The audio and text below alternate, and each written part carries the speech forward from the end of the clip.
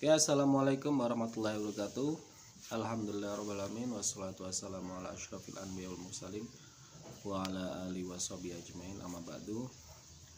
Alhamdulillah, kita bisa bertatap muka kembali, kita bisa bertemu kembali dalam kuliah kita, yaitu tentang studi Al-Quran. Dan studi Al-Quran pada sesi kali ini kita akan berdiskusi dan tentang materi kita, yaitu bahasa Al-Quran. Baiklah, untuk kita akan mulai dengan membaca Al-Basmalah. Bismillahirrahmanirrahim. Rabbi shrah li sadri wa yassir li amri wahlul 'uqdatam min lisani yafqahu qawli. Amin ya rabbal alamin.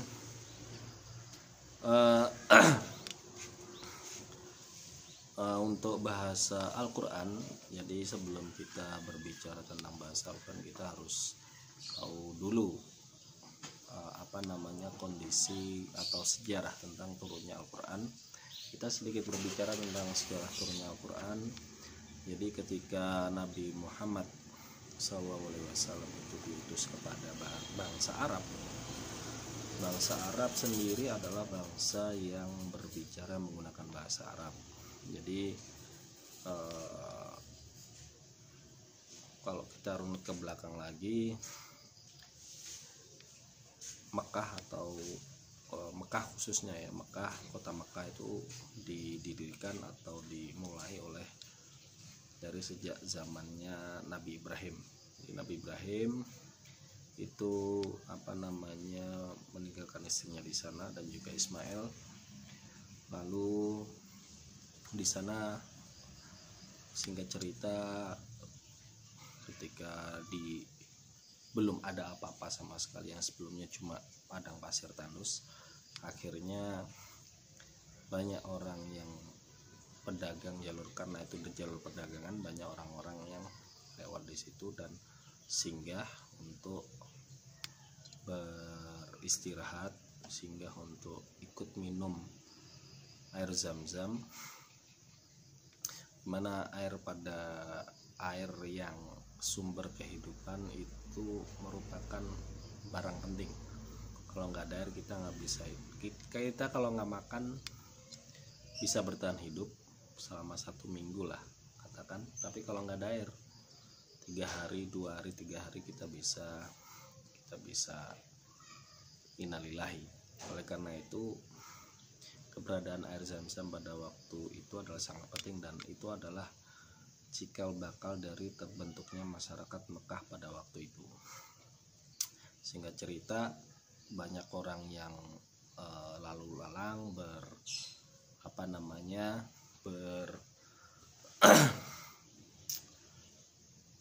berinteraksi, dan sebagian mereka menetap di sana pada waktu itu, sehingga bangsa Arab pada waktu itu mulai terbentuk sampai periodenya Nabi Muhammad SAW. Dan konon kata profesor itu, salah satu profesor mengatakan bahwasanya salah satu bahasa yang paling tua adalah bahasa Arab. Itu terbentuk sudah ada sekitar 2000 tahun yang lalu dari sekarang. Berbeda dengan bahasa Inggris yang sering kita dengar hari ini, yang cuma kurang lebih 400 sampai 500 tahun belakangan. Sehingga bahasa Arab adalah bahasa yang sangat tua.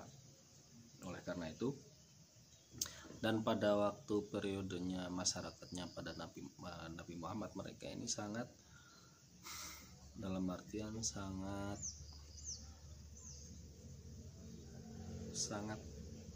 suka, artinya mereka sangat suka dengan sastra. Mereka, kalau kita tahu, berlomba-lomba untuk bikin qasidah, untuk bikin syair dan seterusnya. Dan mereka sudah menjadi kehidupan mereka sehari-hari, sehingga mudah sekali untuk menemukan, atau sering ditemukan pada waktu itu, orang-orang yang berlomba-lomba membacakan syairnya, membacakan karyanya di pasar-pasar, di keramaian, bahkan di di tempat-tempat ramai untuk berlomba-lomba. Itulah masyarakat. Jadi masyarakat di sana sangat suka, meskipun mereka secara ekonomi mereka juga maju, meskipun tidak semaju di Persia atau di Bizantium, sampainya lagi di Yunani, sampainya Bizantium lagi ada India. Tapi pada waktu itu meskipun seperti itu, tapi mereka sangat menyukai bahasa Arab, sastranya bahasa Arab luar biasa. Oleh karena itu Al-Quran itu turun untuk menandingi apa artinya, sebagai bukti bahwasanya Nabi Muhammad itu punya Al-Quran, sebagai bukti stempel bahwasannya beliau adalah seorang nabi, sehingga nggak ada satu orang pun yang bisa menandingi Al-Quran sebagai mujizat. Dan sastranya Arab atau sastranya bahasa Arab pada waktu itu dan bahkan sampai hari ini pun masih diakui sebagai sastra yang paling tinggi. Ini nanti kita berbicara tentang kemujizatan, nanti masih kita lanjutkan sejarah. Sehingga masyarakat yang pada waktu itu masyarakat Arab, masyarakat bangsa Arab yang sangat suka dengan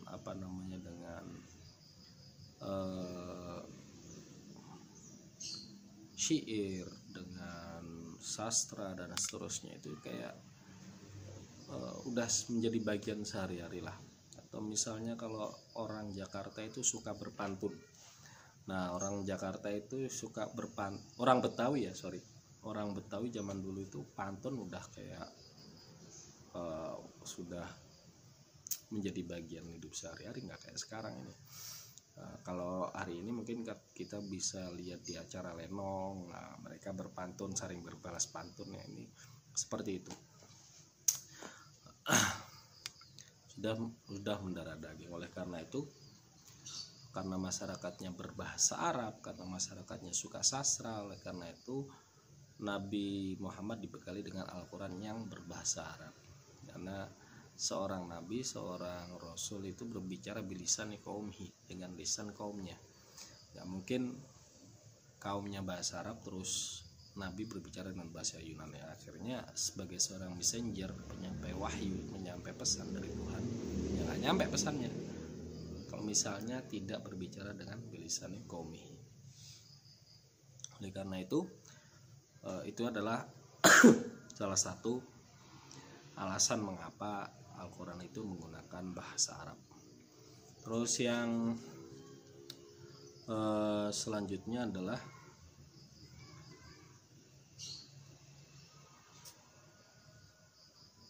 Al-Quran sebagai keistimewaan Al-Quran menggunakan bahasa Arab. Nah, salah satunya yaitu tadi yang kita singgung adalah salah satu keistimewaannya bahasa Arab, salah satu bahasa yang kuno, artinya bahasa yang sudah lama dipakai, sekitar 2000 tahun yang lalu. Sedangkan dibanding dengan bahasa Inggris yang sering kita dengar hari ini,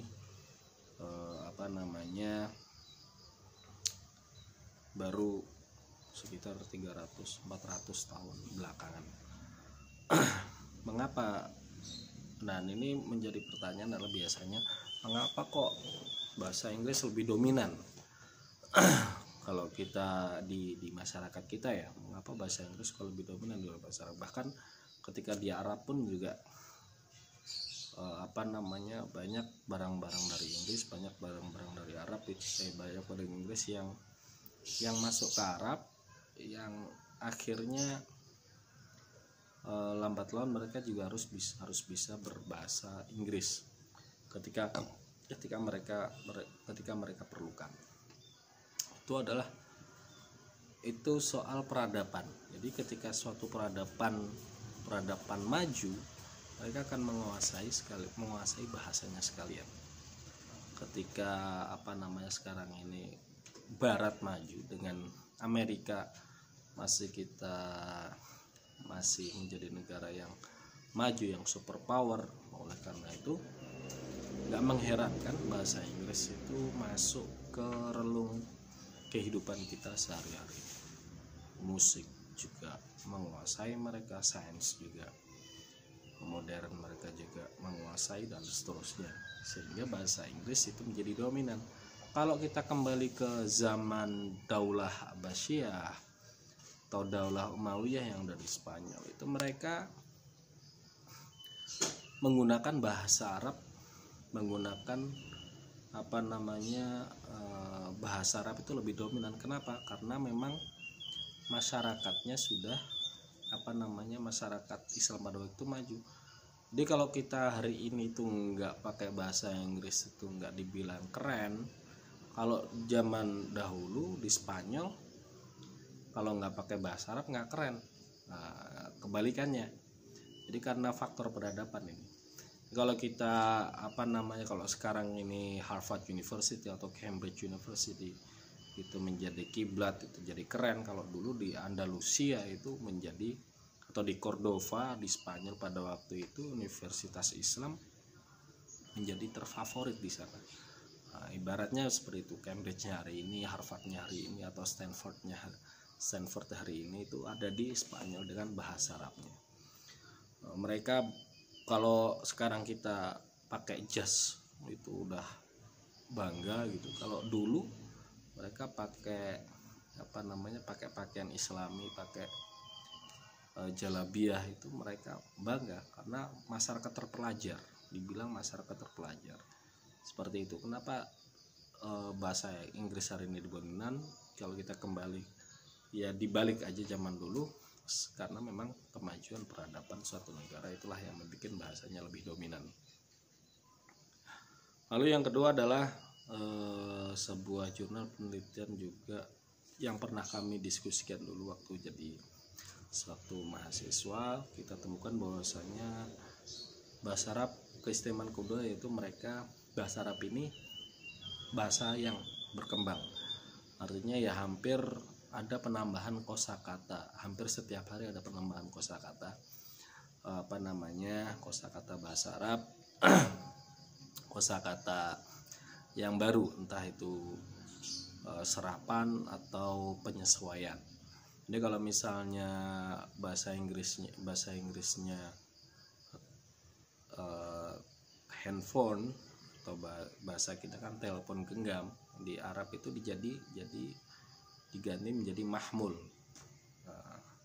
Mahmul kenapa? Dari kata hamal yahmilu, itu karena mudah dibawa kemana-mana. Oleh karena itulah disebut dengan mahmul. Mahmul kan yang dibawa. Jadi ainal mahmul, bita'ak, mana handphone kamu?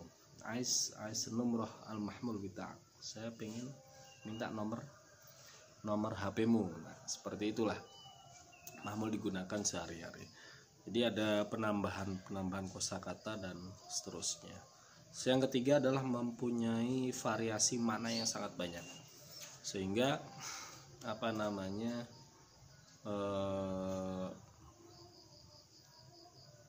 memiliki makna yang sangat luas. Bahkan ada yang mengatakan satu kata bisa memiliki hampir ratusan makna karena pemakaiannya yang berbeda. Kalau kita ini luar biasa. Kalau kita belajar amsilah tasrifiyah, kalau anak-anak pondok itu ngerti biasanya ini anak-anak MTS itu, bahkan anak SD mungkin yang sekolah di pondok, bagaimana satu kata itu bisa berubah-ubah bentuknya.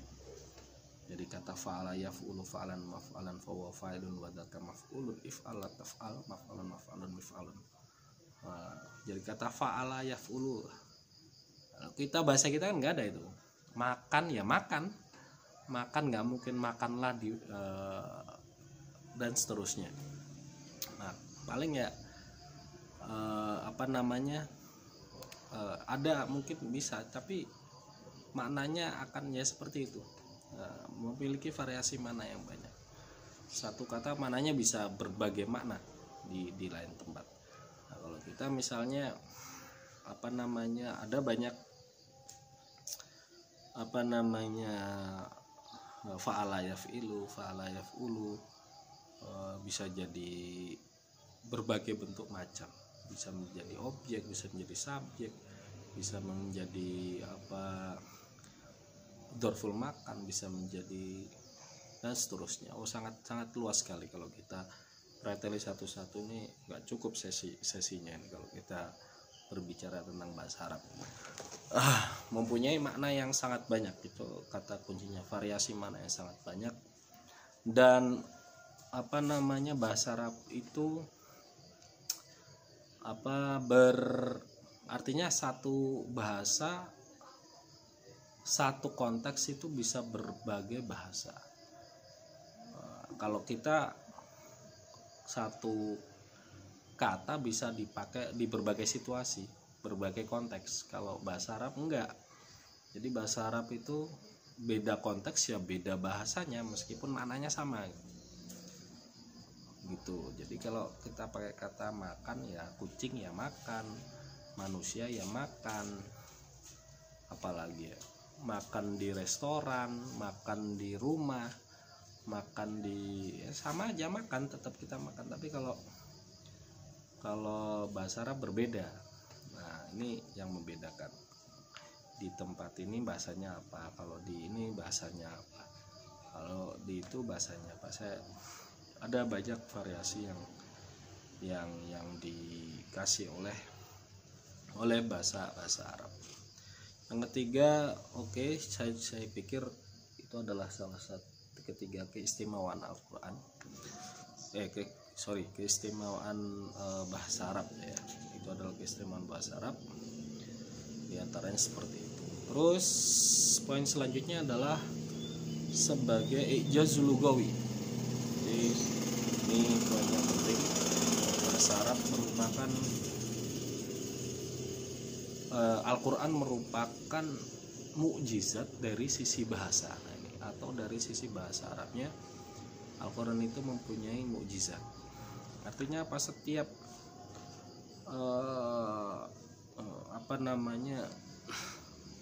yang pertama mungkin sastranya. Nah, sampai hari ini para sastrawan Muslim ya, para sastrawan Muslim mengakui bahwasannya sastra yang paling tinggi memang Al-Quranul Karim. Karena tidak bisa ada pun yang menandingi membuat yang kamitslihi seperti Al-Quran itu sendiri. Kan di Al-Quran sendiri ditantang bahwasanya kalau kamu memang nggak percaya Nabi Muhammad, nggak percaya Al-Quran, itu bikinlah yang seperti Al-Quran. Bikinlah seperti Al-Quran. Sampai hari ini nggak ada Al-Quran tandingan itu, nggak ada Al-Quran edisi revisi, nggak ada. Edisi 31 juz, edisi 32 juz nggak ada. Sampai hari ini nggak ada. Kalaupun ada yang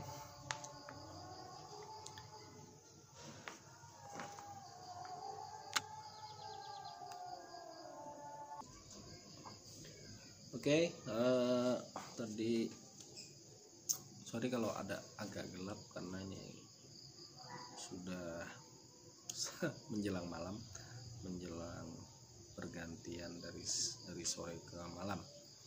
Kita lanjut saja, yaitu tentang tadi kita sampai pada mukjizat ya, tentang mukjizat. Kalau kita tarik dulu sedikit tentang pengertian mukjizat. Jadi secara bahasa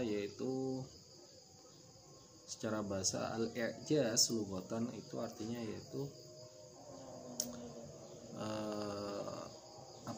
melemahkan. Atau jadi kalau dipakai dalam kalimat bahasa Arab, wa yuqalu a'jazani fulanun, artinya yaitu ajazani fulanun idza ajasta an talabi wa idrakati wa ajasta ya'jizu ajzan wa huwa ajizan ai dhaifun, atau lemah.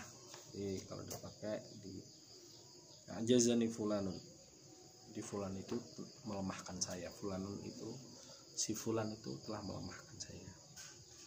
artinya lemah. Tapi kalau dipakai secara istilah, menurut salah satu mukjizat secara istilah, wahya al ayat al khariqah lil adah. Jadi ayat-ayat yang di luar dari kebiasaan atau di luar dari yang biasa. Jadi kalau biasanya itu syair seperti itu, atau syair bentuknya seperti itu, atau kalimat bahasa seperti itu, ini enggak, ini luar biasa, enggak ada. Wah, ini bukan biasa nih, ini suatu yang luar biasa. Allati tu'ayyidullah biha al-anbiya wa rusuluh, yang apa namanya, yang diberikan atau yang diberikan Allah kepada rasulnya atau kepada nabinya, wa yattahiduna biha annas, dan tidak ada sanggup manusia untuk menyainginya, karena ini diberikan oleh Allah dan manusia tidak bisa menandinginya. Wa hiya kharijatun anil asbabil ma'rufah, apa namanya, di luar dari sebab-sebab yang sudah dimiliki.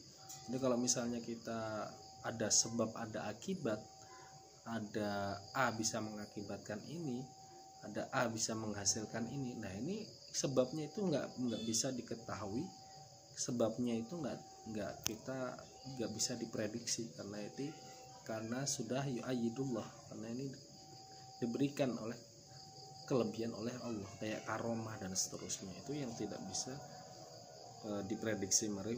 Wahiyya imma hissiyah wa imma aqliyah, baik itu secara apa namanya, baik secara sentuhan atau secara akal. Secara hissiyah itu panca indera. Hissiyah itu maksudnya yaitu mukjizat yang panca indera, kayak misalnya apa namanya, mukjizat nabi-nabi lain itu kan diberikan ketika Nabi Isa misalnya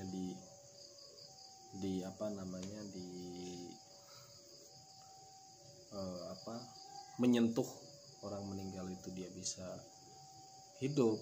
Nabi Ibrahim ketika disentuh api tidak terbakar, itu namanya hissiyah atau panca indera. Imma aqliyah atau yang tidak bisa difikirkan. Wah, ini nggak bisa, di luar nalar, di luar logika. Alladzi tu'ajisul bashar kulhum anil ityan bimithliha. Jadi mukjizat secara apa namanya, secara umum ya, maksudnya al-ayah tadi, ayat khariqatul ada itu tanda-tanda, bukan ayat Al-Qur'an, jadi tanda-tanda yang di luar kebiasaan. Alladzi tu'ajizul bashar kulhum anil ityan bimithliha, yang semuanya itu tidak mungkin manusia bisa menandinginya. Di Al-Quran kan sudah dibilang kalau misalnya pengen itu tadi mukjizat, pengertian mukjizat secara umum kalau kita terapkan di dalam Al-Quran, nggak ada yang bisa. Dari dulu misalnya nabi palsu itu di zaman nabi itu pengen mendatangkan surat, ternyata suratnya yang jiplak kayak yang lain, nah dan seterusnya. Nggak ada yang bisa menandingi. Yang pertama, Al-Quran menantang satu Quran penuh. Kalau nggak bisa ya datangkanlah asyuratus surah, 10 surat. Kalau nggak bisa ya fa'tu bisuratin bimithli, kalau di surat Al-Baqarah itu fa in lam taf'alu wa lan taf'alu fattaqun nar allati waqudun nas wal hijarah. Kalau nggak bisa satu surat aja, ternyata juga satu surat pun nggak bisa. Itulah tanda-tanda kemukjizatan Al-Quran. Sekarang kita ke mukjizat bahasanya. Mukjizat bahasanya itu gimana sih? Nah, mukjizat bahasanya itu adalah apa yang dimaksud? Bahasanya itu ijazul bayani alladzi yaqumu 'alan nadham. Jadi tartib kalimatul Quran fi jumaliyah min jihatin wa ikhtiyarin hadhil kalimat min jihatin ukhra, thumma tartibul jumalil wa aliyati fi surah. Jadi tertib kata per kata, susunannya, kalimatnya, kata-katanya itu sudah pilihan. kalimatnya itu juga sudah mukjizat itu sendiri. Jadi kata-kata dalam Al-Quran itu nggak bisa diganti dengan yang lain, karena itu akan menghilangkan mukjizatnya meskipun pengertiannya sama, meskipun artinya sama. Pemilihan kata, penempatan kata dalam kalimat, dalam konteksnya itu merupakan sudah mukjizat.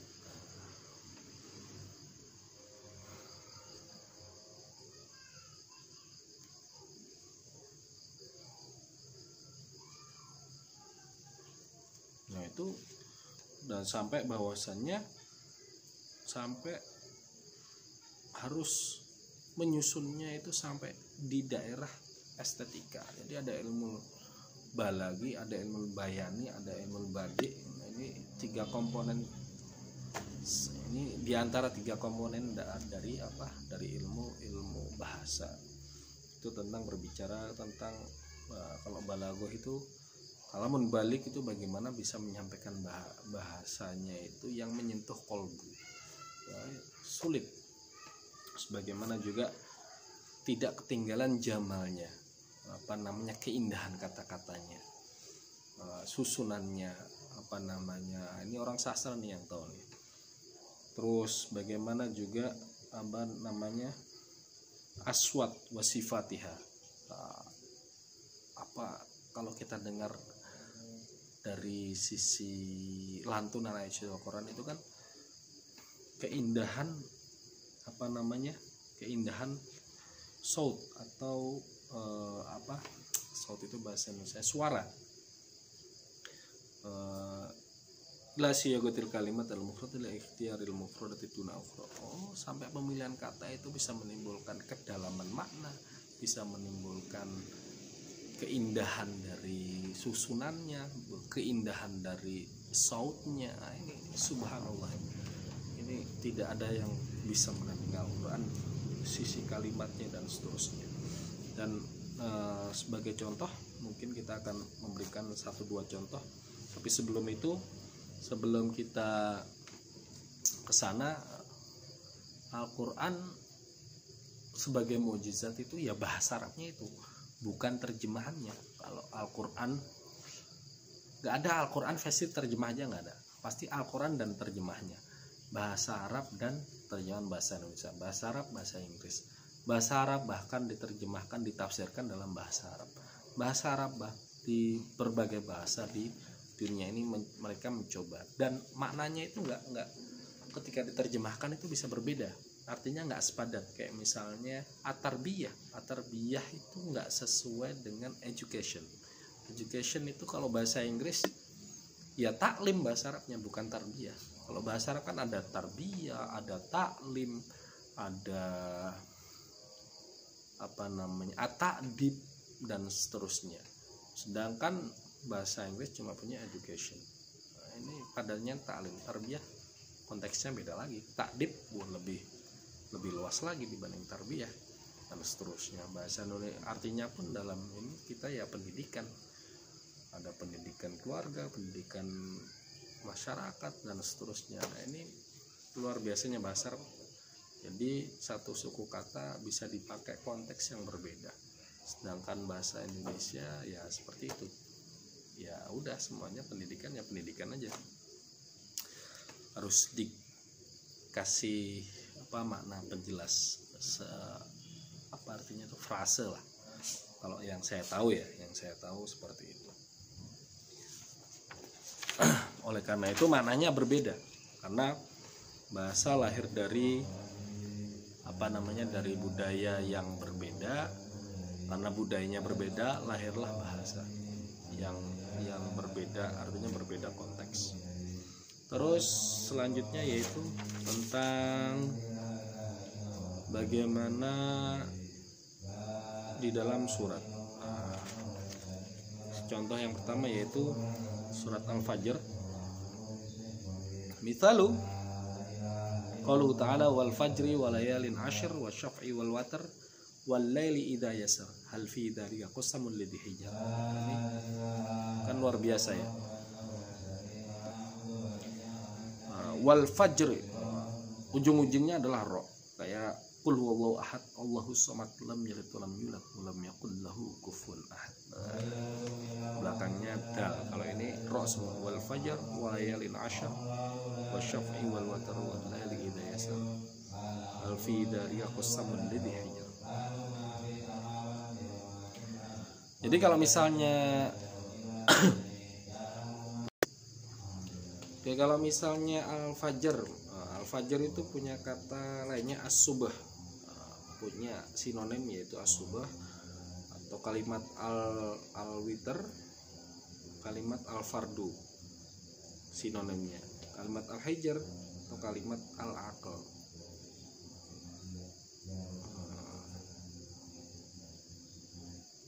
Kalau misalnya al-aql, coba kalau kita ganti misalnya as-subhu wa layalin. Nah, as-subhu wa layalin ashar wa syaf'i wal fard wal laili idza sar wa fi dzalika qasamul ladzi aqal. Enggak enak. Itu pun juga bisa jadi merubah makna. Nah, meskipun ada sinonimnya, ya itulah kehebatan Al-Quran, sampai keindahan balaghahnya dipikirkan, apa namanya, ma'aninya dipikirkan, badinya dipikirkan, semuanya. Ini kecerdasan yang luar biasa. Kalau manusia nggak nyampe akalnya seperti ini, hanya yang punya, yang menciptakan akal yang biasa. Subhanallah. Dan kalimat selanjutnya mungkin surat apa namanya, kita lihat di surat Yusuf ya, ayat 17 itu ada. Coba antum buka surat Yusuf ayat 17 itu, di situ ada kalimat fa'akalau ad-dhi'bu. Ad-dhi'bu ini kan wolf, apa artinya? Serigala. Dan serigala dalam bahasa Arab itu ya hayawanun muftarishun, yaitu hewan yang buas. Jadi akala itu biasanya, atau makan, akala yakul, makan itu biasanya dipakai oleh kalimat untuk apa namanya, manusia, bukan hewan. Ini kalau hewan tuh lebih cocoknya yaftarishu adzibu, bukan akal wa adzibu. Nah, ini luar biasa, ini ada maknanya di balik ini. Kenapa kok pakai akal, nggak pakai yaftarishu? Karena lebih cocok sebenarnya adzibu itu yaftarishu. Nah, bedanya adalah ketika pakai kata akala atau yang identik dengan manusia, itu kalau akala itu manusia itu kita diperintahkan makan oleh Rasulullah itu untuk habis. Jadi tidak boleh tabdzir. Tabdzir itu kan nggak boleh. Jadi makan tuh harus habis, sampai yang terakhir itu harus habis. Kalau kata orang Jawa itu barokah ya, yang di akhir itu. Kita kenyang itu ya mungkin di akhirnya itu, karena kita makan sampai habis. Nah, kalau hewan makan, coba kita lihat di Discovery Channel atau di channel-channel yang hewan-hewan itu, biasanya hewan buas itu meninggalkan sisa, meninggalkan entah itu tulangnya, entah itu apa namanya, dagingnya nggak habis, atau kita lihat bangkainya masih ada kepalanya. Di film-film itu kita lihat, iya seperti itu. Jadi kalau kalimat yaftarishu adzibu itu harusnya itu, dan harusnya itu bangkainya. Nah, ketika makan manusia itu harus ada sisanya, harus ada bangkainya. Nah, sedangkan ini akal adzibu, ketika itu saudaranya Ibrahim saudaranya Yusuf berargumentasi kepada ayahnya, akal adzibu, berarti dimakan oleh adzibu. Sedangkan si ayahnya itu tahu bahwasanya nggak mungkin dimakan kok, cuma kaosnya aja, pasti ada apa namanya, pasti ada ininya, sisanya. Jadi kalimat ini nggak cocok, dan tahu lah bahwasanya Nabi Ayub anaknya ini sedang berbohong. Jadi akalu adibu itu sudah benar, akalu adibu, oh ini loh ya, tinggal kaosnya aja. Ya nggak mungkin, karena ayahnya tahu bahwasannya adibu itu harusnya pakai yaftarishu, bukan pakai akala. Seperti itulah salah satu kedalaman makna dari Al-Quran. Oke, baiklah, ini mungkin video hari ini dan kita diskusikan di forum kelas, dan silakan dibikin resumnya untuk konklusi atau catatan-catatan sepemahaman antum tentang video kita kali ini. Kalau mau ditambah dengan revisi lain silahkan. Syukran. Billahi wa taufiq wal hidayah. Assalamualaikum warahmatullahi wabarakatuh.